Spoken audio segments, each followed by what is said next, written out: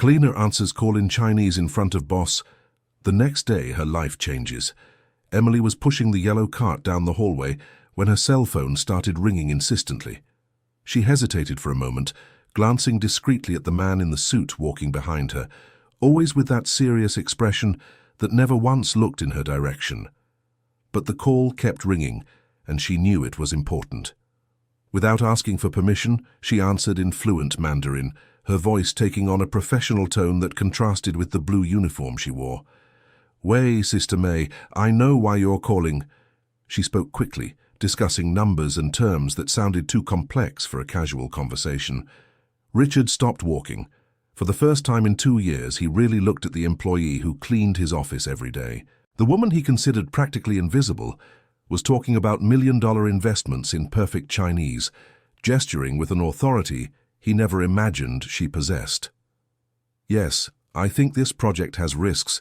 You should wait a bit longer," Emily continued, completely absorbed in the conversation, explaining market risks with a fluency that made it clear this wasn't just a family chat. When she finally hung up, she realized Richard had stopped and was watching her with an expression she couldn't decipher. Embarrassment immediately washed over her. "Sorry, Mr. Richard. It was urgent," she murmured, returning to the submissive tone she used at work. Richard didn't answer right away. He stood there, processing what he had just witnessed. The cleaner, who barely spoke at the cleaning meetings, had just conducted a financial conversation in Mandarin that he, even with his MBA, wouldn't have been able to follow. "Emily, isn't it?" he finally said, realizing that even after 2 years this was the first time he had addressed her by name. "Yes, sir. My office. Tomorrow, 8 in the morning." Dear listener, if you're enjoying the story, please take a moment to like and especially subscribe to the channel. It really helps us who are just starting out. Now continuing. That night, Emily could barely sleep. She tossed and turned in the bed of the small studio apartment she shared with her mother, trying to imagine what Richard wanted. Mrs. Lilly, her 70-year-old mother, noticed her daughter's anxiety. "What's wrong, my dear? You've been different since you got home from work." "I think I made a mistake, Mum. The boss saw me talking to May on the phone in Chinese." Mrs. Lilly sighed. She knew her daughter's story well, the dreams she had to bury, the doors that closed. "Emily, you can't hide forever. You're too smart to spend your life cleaning offices. Mum, you know how it is. They look at me and just see an Asian woman who needs to work. It doesn't matter what I studied." The morning arrived faster than Emily would have liked. She got ready in her usual uniform, but took extra care with her appearance. She arrived at the company 15 minutes early, waiting in the reception area as if she were a visitor. When Richard appeared, he motioned for her to follow him to his office. His office was everything that represented success: a panoramic view of the city, fine wood furniture, framed diplomas on the wall. "Have a seat," he said, pointing to a chair in front of his desk. Emily obeyed, maintaining the upright posture she had learned in her business etiquette classes in college so long ago. "Yesterday I heard you talking on the phone, in Chinese. What was the conversation about?" "It was my sister, sir. She lives in Beijing, and sometimes asks me for advice about family business." "What kind of advice?" Emily took a deep breath. There was no turning back now. "My sister works in import and export. She manages part of the investments my father left before he passed away. Sometimes she needs my opinion on markets, currency fluctuations, that sort of thing." Richard leaned forward, genuinely interested. "You understand finance?" "I have a degree in international economics from Columbia University, sir. I did postgraduate work in foreign trade. I speak fluent Mandarin, English, and Spanish." The silence that followed was deafening. Richard stared at her for long seconds, as if he were seeing a ghost. "Why do you work as a cleaner?" The question hurt more than Emily expected. She felt her eyes burn, but maintained her composure. "Because 5 years ago, when I finished my postgraduate studies, I sent my resume to over 200 companies. I got a few interviews, but when I got there, they always made up an excuse. That I didn't have enough experience, that my profile didn't fit, that they would call me. They never called." "And why didn't you keep trying?" "My mother got sick. She needed special care, expensive medicine. The money my father left was all spent on her treatment. When I saw the ad to work here in cleaning, I thought it would at least be a start, that maybe in time someone would notice my qualifications. Richard shook his head slowly, processing the information. Bring your diplomas tomorrow. I want to see them. Emily agreed and left the room with a mixture of hope and fear. She didn't know if she would finally be recognized or if she would be fired for lying about her qualifications. The next day, she brought a folder with all her documents, diplomas, certificates, letters of recommendation from professors. Everything was there, preserved with the care of someone who still believed they would be useful one day. Richard examined each document with increasing attention. Emily's academic record was impeccable. Top of her class, merit scholar, participation in international projects, publications in specialized journals. Why did you never tell me this? You never asked, Mr. Richard. And besides, I was afraid you would think I was lying or trying to promote myself inappropriately. At that moment, Richard's secretary entered the room. Mr. Richard, the Chinese clients for the 10 o'clock meeting have arrived. They are in the conference room. Richard looked at Emily, then at the documents, then at Emily again. An idea began to form in his mind. Emily, can you help me with a quick translation? Of course, sir. But you will remain a cleaning employee. This would just be extra help. Understand? Emily felt her heart tighten, but she agreed. It was better than nothing. In the conference room, Richard introduced Emily as our assistant specialized in Chinese-American relations. She was still wearing her cleaning uniform, but when she started speaking Mandarin with the Chinese business people, the atmosphere changed completely. The Chinese were impressed not only with Emily's fluency, but with her technical knowledge of the markets they were discussing. She translated not just the words, but the concepts, explained cultural nuances, and suggested contract adjustments that would benefit both parties. The meeting, which was supposed to last 2 hours, stretched to nearly 4. When the clients left, they were delighted. Richard had closed the biggest contract in the company's history. Emily, that was incredible. How did you know about all those technical details? I studied those markets in college, sir, and my sister always keeps me updated on changes in the Chinese economy. Richard was silent for a moment, clearly impressed, but also conflicted. Look, I need you to keep helping me with these Chinese clients. We have 3 more meetings in the coming weeks. But officially, you are still part of the cleaning crew. I can't just promote someone out of nowhere, you understand? Emily swallowed her humiliation. She needed the job. I understand, Mr. Richard. Great. Ah, and Emily? For the next meeting, try to wear something more appropriate. Borrow a blazer from Jennifer, my secretary. The following weeks were the strangest of Emily's life. In the morning, she cleaned bathrooms and emptied trash cans. In the afternoon, she translated multi-million-dollar contracts and advised Richard on complex negotiations.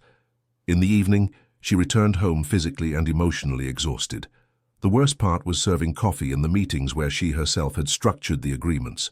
Executives who depended completely on her expertise treated her like a servant, asking for more sugar while she translated clauses they couldn't even understand. The situation became even more complicated when Brian, Richard's son, graduated with a business degree and was hired directly into an executive position. Dad, I want to work with the international clients, said Brian at a family meeting that Emily overheard while cleaning the office. But you don't speak Chinese, son.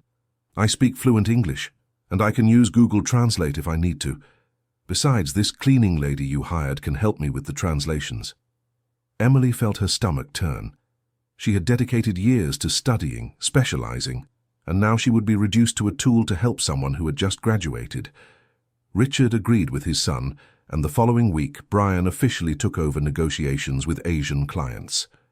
Emily was assigned as his translation assistant, but she still kept all her cleaning duties. The first meeting with Brian was a disaster. He didn't understand the difference between Mandarin dialects, confused formal and informal expressions, and misinterpreted non-verbal signals that were crucial in Chinese culture.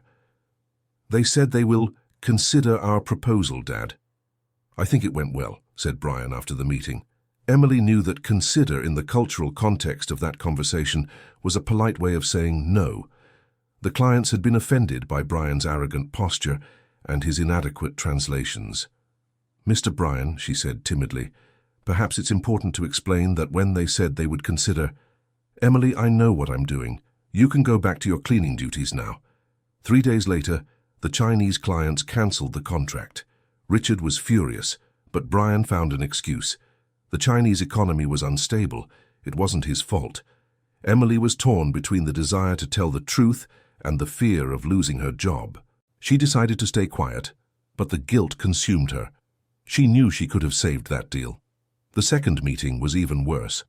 Brian made a serious translation error that almost resulted in a minor diplomatic incident. He had confused the terms for partnership and subordination, inadvertently suggesting that the Chinese should be subordinate to the American company. Emily saw the misunderstanding forming and discreetly tried to correct the translation, but Brian cut her off sharply. "Emily, I didn't ask for your opinion. Be quiet and serve the coffee." The tension in the room was palpable. The Chinese business people glanced at each other, clearly uncomfortable. One of them asked a direct question in Mandarin to Emily, ignoring Brian completely. "He wants to know if you really meant that they should be subordinate to the company," translated Emily for Brian. "Of course I did. We are the buyers. They need to adapt to our conditions." Emily closed her eyes. She knew she was witnessing the end of any possibility of an agreement. "Mr. Brian, may I suggest a rephrasing? In Chinese culture, this might be interpreted as, 'Enough, you are here to translate, not to give culture lessons. Do your job.'" The client stood up and left the meeting without saying goodbye. Richard, who had watched everything via video conference, appeared in the room minutes later, visibly upset. "What happened here?" Brian began making excuses, but Richard interrupted him and spoke directly to Emily.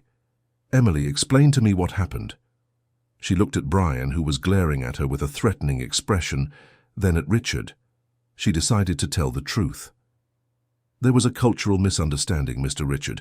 The term Mr. Brian used can be interpreted as offensive in Chinese culture.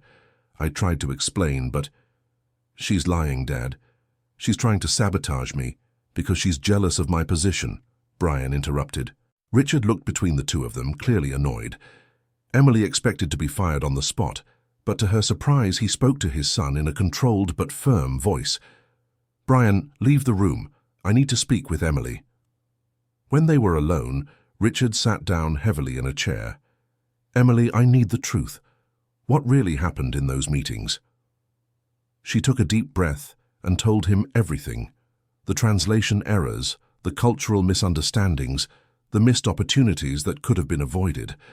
Richard listened in silence, his face growing more and more serious. "Why didn't you tell me this before?" "Because I need this job, Mr. Richard, and because I know my place here." "What is your place?" "Cleaning. It's always been cleaning." Richard was quiet for a long moment. "Emily, tomorrow there is another meeting with Chinese clients. This time you will lead the negotiation. Brian will only observe." "But Mr. Richard, I can't." "You can and you will. That's an order." Emily left the room with a racing heart. For the first time in years she felt a glimmer of hope. Dear listener, if you are enjoying the story, please take a moment to like the video and especially to subscribe to the channel. It helps us a lot as we are just starting out. Now continuing. That night, Emily could barely sleep. She spent hours reviewing old presentations, practicing Mandarin pronunciations, preparing arguments that could save the company's relationship with the Chinese market. Mrs. Lilly noticed her daughter's agitation.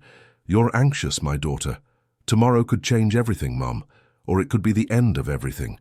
Emily, you have always been the smartest person I know. Since you were little, you learned things faster than the other children. Your father always said you would go far. Dad never saw how the world really is, Mom. He believed that being competent was enough." "And isn't it enough?" Emily smiled sadly. "It should be enough."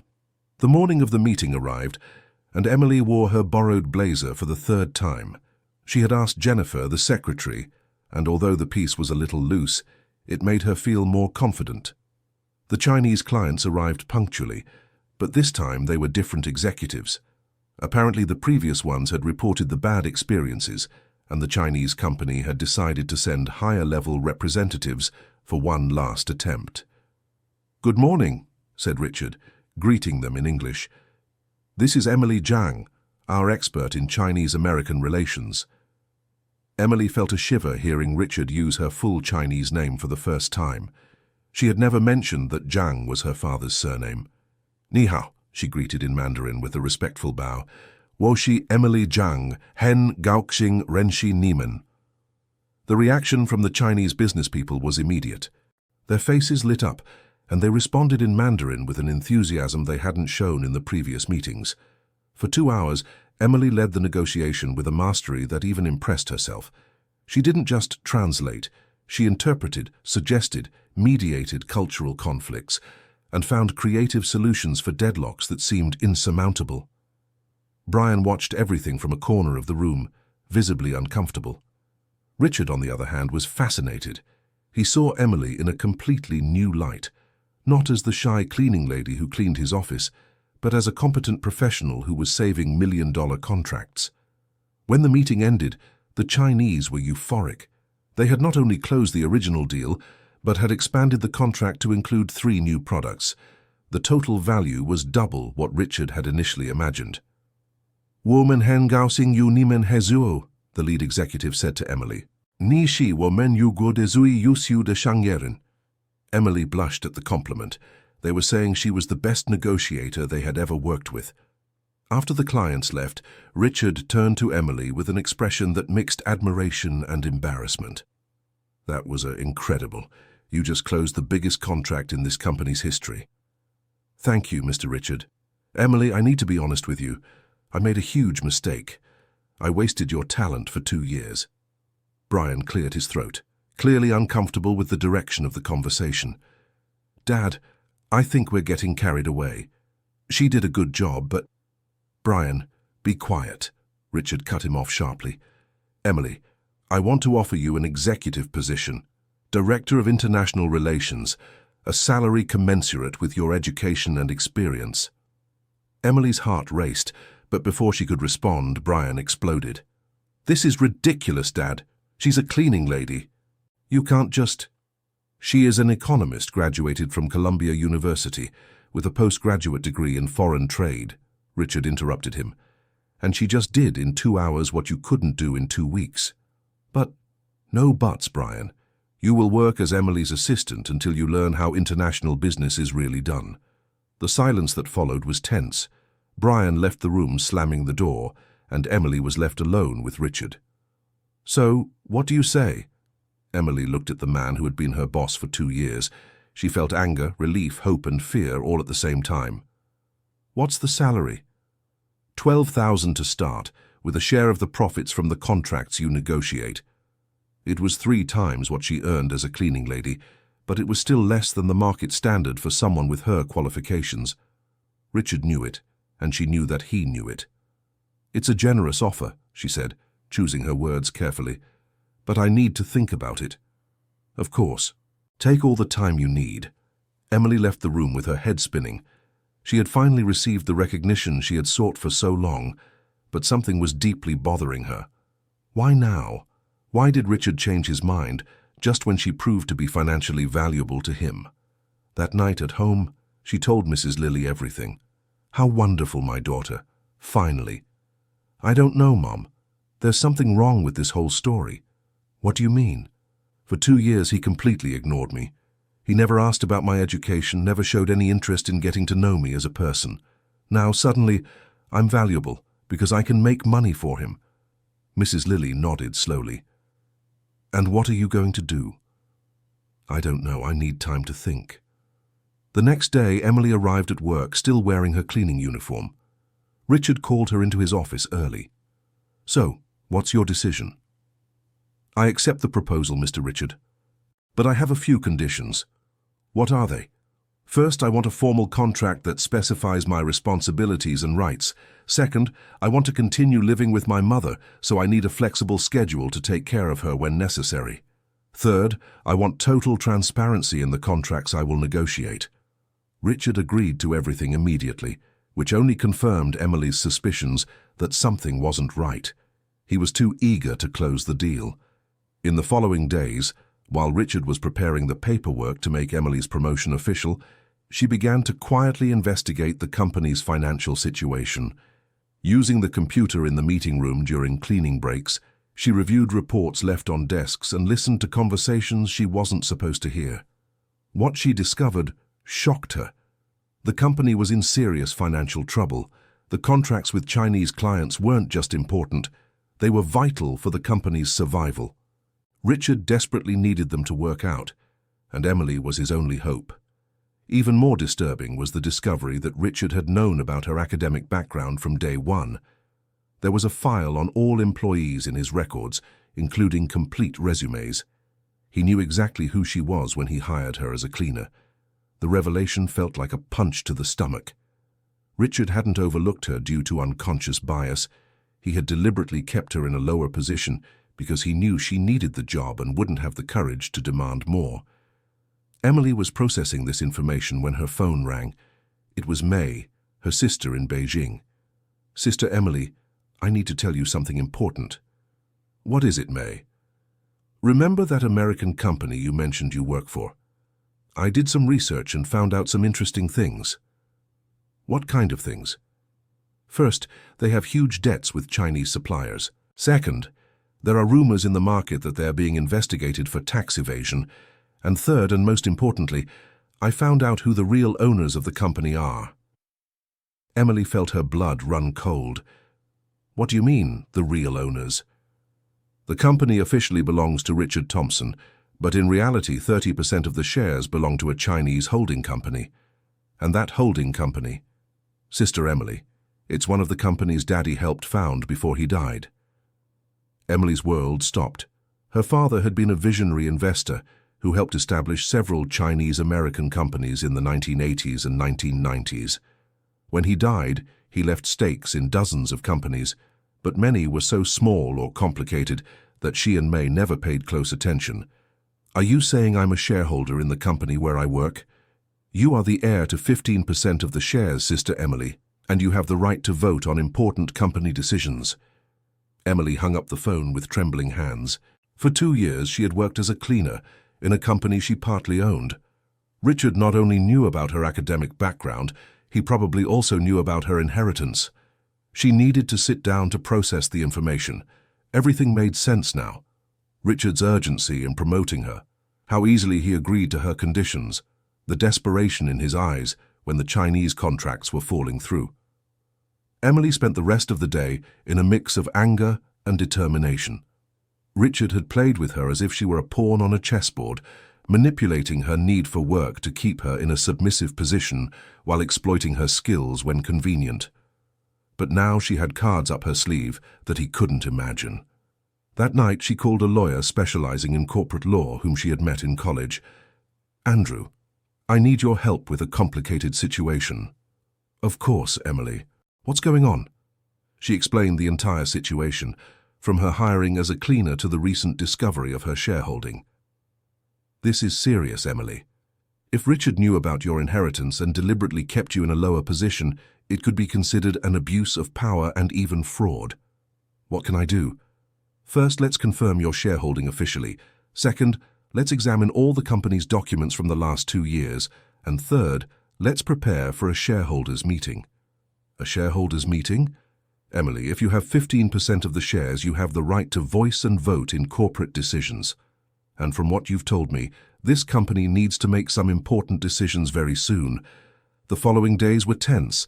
Emily continued working normally, dividing her time between cleaning and international meetings, but inside she was preparing for a confrontation that would change everything. Richard, unaware of her discoveries, continued treating her with the new consideration he had shown since realizing her commercial value. But now Emily saw through the facade. Every smile, every compliment, every gesture of recognition was calculated. The situation became more complicated when Brian started behaving in a hostile manner. He clearly resented Emily's promotion and made a point of showing it in every interaction. "Daddy might have been impressed by your tricks, but I know who you really are. he said during a meeting where Emily was presenting progress reports. "And who am I really, Brian? An opportunist. You spent 2 years pretending to be humble to gain his trust, and now you're trying to steal positions that belong to the family." Emily felt anger boiling inside her, but remained calm. "Brian, if you have problems with my work, you can discuss it with your father. I'm just doing what I was asked to do. For now. But don't fool yourself into thinking this is permanent."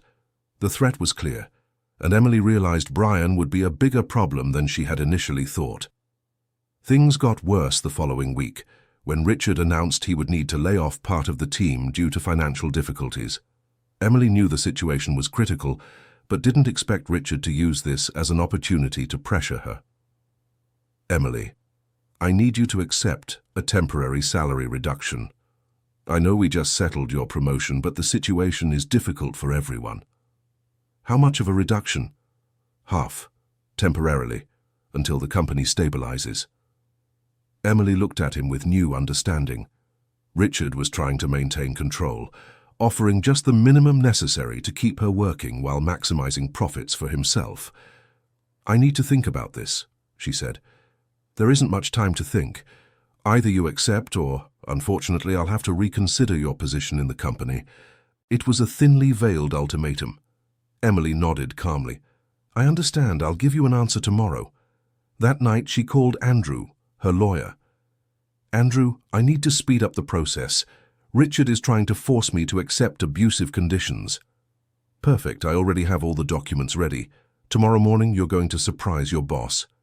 Dear listener, if you're enjoying the story, please take a moment to like and especially subscribe to the channel.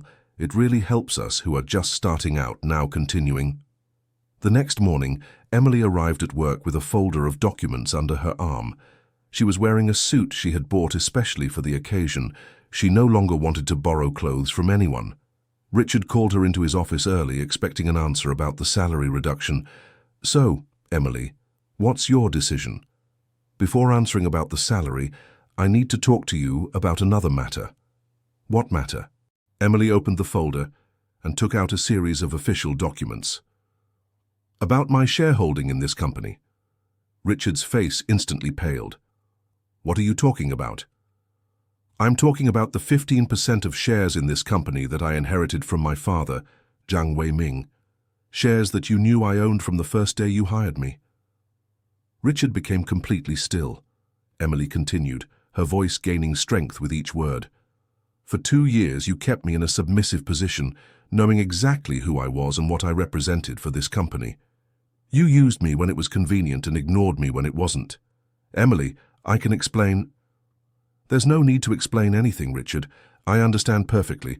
You needed someone with my skills, but you didn't want to pay my real worth. So you created a situation where I would feel grateful for anything you offered me." Richard tried to regain his composure. "Look, maybe we got off on the wrong foot, but now we are going to do things the right way," Emily interrupted him.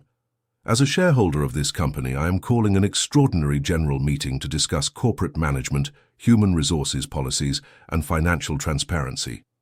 "You can't do that." "I can and I will. My lawyer has already prepared all the documents. The meeting will be next week."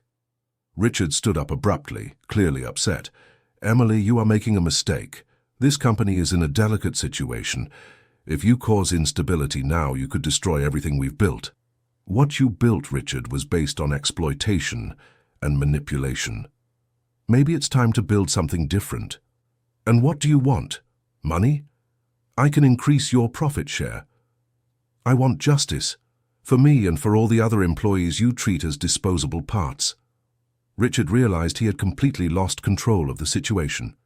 "If you do this, you will destroy the company, and you will destroy your own investment too." "Maybe. Or maybe it's the only way to truly save the company." Emily left the room, leaving Richard alone with his thoughts and his fears. The news of the shareholders' meeting spread quickly through the company. The employees were confused. No one knew Emily was a shareholder, and many still saw her only as the promoted janitor. Brian was furious when he found out. "Dad, you have to stop this. She is trying to destroy us." "I can't stop it, Brian.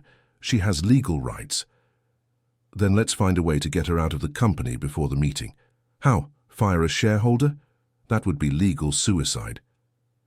Jennifer, the secretary, who had watched the whole situation unfold, finally decided to speak up. "Mr. Richard, may I speak?" "Of course, Jennifer. I have worked here for 15 years. I've seen a lot of things, and I need to say that Emily has always been treated unfairly.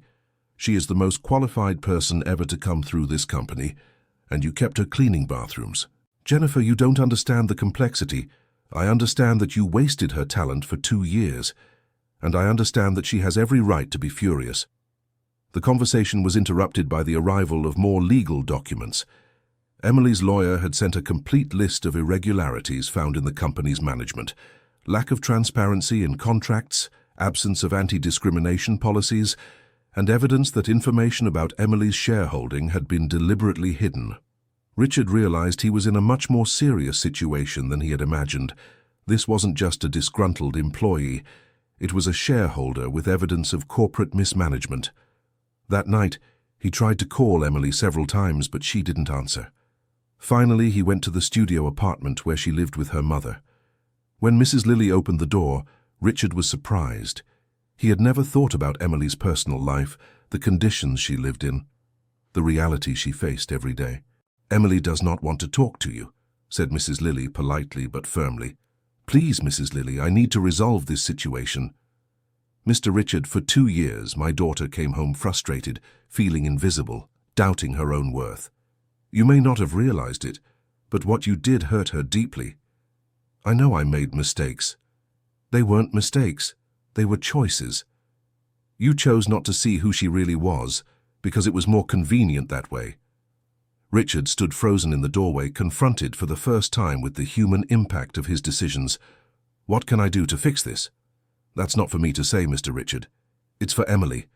The shareholders' meeting was scheduled for the following Friday. During the week, Richard tried various strategies to get around the situation. He offered Emily the position of general manager, then substantial salary increases, then an even larger share of the profits. Emily refused everything. "It's not about money, Richard," she said during one of the few conversations they had that week. "It's about respect and justice." "But what do you want specifically? What is your ultimate goal?" "I want a company where people are valued for who they are, not exploited for what they can offer. I want transparency, I want fair policies, I want employees to have a voice. And you think destroying the company will achieve that?" "I'm not going to destroy the company, Richard. I'm going to save it. But perhaps not in the way you imagine." On the eve of the meeting, something unexpected happened. Jessica, Richard's teenage daughter, showed up at the company looking for Emily. "You're Emily, right?" asked the 16-year-old girl. "I am. And you're Richard's daughter?" "I am. Can I talk to you?" They sat down in the conference room, and Jessica began to speak. "I study Mandarin in school. My teacher always talks about books and academic articles written by a Chinese-American economist named Emily Zhang. Yesterday I found out that person is you." Emily was surprised. She had published some academic papers during college, but she didn't imagine they were still being used in classes. "My teacher says your work on Chinese-American economics is some of the best she has ever read. She always comments on how rare it is to find someone who understands both cultures so deeply." "Jessica, why are you telling me this?" "Because I've heard the conversations at home. I know my father treated you poorly, and I wanted to apologize on behalf of our family." Emily was touched by the girl's maturity. "You don't need to apologize, Jessica. It wasn't your fault." "But I am ashamed. My father always taught me about meritocracy, about valuing competence. But when he had the chance to practice it, he failed." "And what do you think should happen?" Jessica thought for a moment. "I think you should have a real chance to show what you're capable of, not as an employee who has to submit, but as a partner who has an equal voice." The conversation with Jessica planted a seed in Emily's mind. Perhaps there was a solution she hadn't considered yet. On the morning of the meeting, Emily arrived at the office wearing her best suit, carrying a presentation she had prepared all night. Richard was visibly nervous. Brian seemed hostile, but Jennifer smiled encouragingly at her. In addition to the company's main employees, Representatives from the other minority shareholders were present, including an executive from the Chinese holding company that held the majority stake. "Good morning," said Emily, taking control of the meeting. "Thank you all for being here. I called this meeting because I believe our company is at a critical point, and the decisions we make today will determine our future." She began her presentation by showing the company's true financial situation, the management problems she had identified, and the wasted potential in human resources. "For 2 years, I worked at this company in a position that did not reflect my real qualifications, and I know I'm not the only one. How many talents are we wasting? How many opportunities are we missing because we don't properly value our employees?" Richard tried to interrupt, but the Chinese executive signaled for him to be quiet. "Please continue, Ms. Zhang." Emily then began to present her proposal, a complete restructuring of the company based on real meritocracy, financial transparency, and inclusive policies that would ensure all employees were evaluated by their actual competencies, not by prejudice or favoritism. "I also propose creating an equal administrative board where employees have representation in corporate decisions and implementing regular audits to ensure our policies are truly practiced." Brian couldn't contain himself. "That's ridiculous. Are you proposing to hand over control of the company to employees?" "I'm proposing to share control with the people who actually make the company work," Emily replied calmly. The Chinese executive spoke for the first time. "Ms. Zhang, your proposal is interesting, but how do you plan to implement these changes while keeping the company competitive?" "Through the genuine appreciation of human capital. When people feel respected and valued, they produce more, innovate more, and become more committed. The contracts I managed to secure in recent weeks are proof of that." "And what about Mr. Richard Thompson? What would his role be in this new structure?" Emily looked at Richard, who was watching her with a mixture of anxiety and curiosity. "Richard has valuable management experience and knows the American market well. He can continue as CEO, but within a more transparent and collaborative structure." The room fell completely silent. No one expected Emily to propose keeping Richard in charge. Richard finally found his voice. "Emily, I don't understand. After everything that happened, you're willing to work with me." "Not with me, Richard. With you, as equal partners, with mutual respect and aligned goals." "But why? I didn't deserve this consideration." Emily took a deep breath before answering. "Because I believe in second chances, and because our goal shouldn't be to punish past mistakes, but to build a better future." The vote that followed was surprisingly unanimous. Even Brian, reluctantly, voted in favor of the restructuring proposal. The Chinese executive made a point of speaking with Emily privately after the assembly. "Ms. Zhang, I am impressed with your maturity and strategic vision. The holding company I represent is interested in increasing our investment in this company, especially with you in leadership." "Thank you, but I want to be clear that I am not interested in taking full control. I believe in collaborative leadership. That only confirms we made the right decision to support you." In the following weeks, the company's transformation was gradual but steady.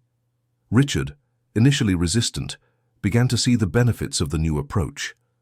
The employees, feeling more valued, truly increased their productivity.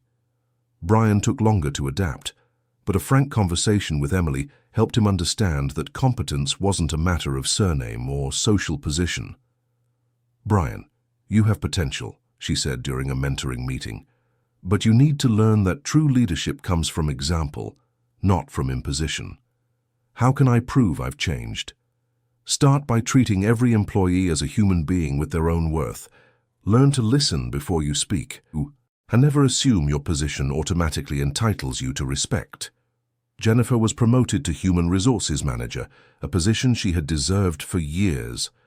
Other employees who had been neglected also received growth opportunities. Emily's mother, Mrs. Lilly, was proud to see her daughter's transformation. "You've found your place in the world, my daughter." "No, Mother. I created my place in the world." 3 months after the assembly, the company was in a much better financial situation. International contracts had multiplied, not just with Chinese clients, but with companies from all over Asia who had heard of Emily's expertise. Richard, one afternoon that marked exactly 1 year since he had first heard Emily speaking Mandarin, called her for a conversation. "Emily, I need to apologize to you." "Richard, we've already talked about this." "No, let me speak. For 2 years, I wasted not only your talent, but your humanity. I treated you as invisible because it was easier that way. Because acknowledging who you really were would mean admitting my own prejudices. And what changed? I changed. Seeing the impact of your proposals, seeing how the company improved when we truly started to value people, that made me rethink everything I believed about leadership." "I'm happy to hear that. There's one thing I need to tell you. From the very first day, I knew who you were. Not just your background, but your shareholder participation too." "I know, Richard." "How?" "I found out months ago. And that's what gave me the courage to stand up to you. Why didn't you confront me about it directly? Because it wasn't about the money or the shares. It was about dignity. And dignity isn't negotiated, it's earned." Richard nodded, finally fully understanding what had happened. "Thank you for giving me a second chance. Thank you for learning to deserve it." Emily's story spread throughout the American business sector. Specialized magazines published articles about the cleaning lady economist who revolutionized a company through human appreciation. Emily received invitations to speak at universities, business consultancies, and even proposals to write a book about her experience. "What are you going to do with all this attention?" asked Jessica during a visit to the office. "I'm going to use it to show that talent exists everywhere. Sometimes the person who cleans your office might be the most qualified person in the company. Sometimes the person you ignore is exactly the one you need." A year later, the company had become a model of inclusive management. Brian, now genuinely respectful and collaborative, had become an excellent manager under Emily's mentorship. Richard, transformed by the experience, had implemented similar policies in other companies in his network. Jennifer had created development programs that identified and nurtured talent at all levels of the organization. And Emily? Emily had found not only professional recognition, but something far more valuable: the certainty that people can change, companies can transform, and justice can prevail when someone is brave enough to demand it. Mrs. Lilly, now with access to the best medical care thanks to her daughter's success, often visited the office where Emily worked. She was recognized and respected by all the employees as the mother of the woman who had changed their lives. "My daughter was always special," she would say to anyone who would listen. "She just needed a chance to show it." One Friday afternoon, as Emily reviewed reports in her own office, with a view of the city and decor that reflected her dual cultural heritage, she received a call from May, her sister in Beijing. "Emily, I'm proud of you. The news of your success has reached here. Dad would have been so happy." "Thank you, May, and thank you for helping me discover the truth about the shares. If you hadn't investigated, you would have found another way. It's always been like that. You never gave up on your dreams even when they seemed impossible." After hanging up, Emily stood looking out the window, reflecting on her journey. From an invisible cleaning lady to a respected executive, from an underestimated woman to a transformational leader, Richard appeared at the door of her office. "May I come in?" "Of course." "I just received an interesting proposal. A multinational company wants us to manage their entire expansion into the Asian market. The contract is worth $15 million. That's a great opportunity. They specifically want you leading the project.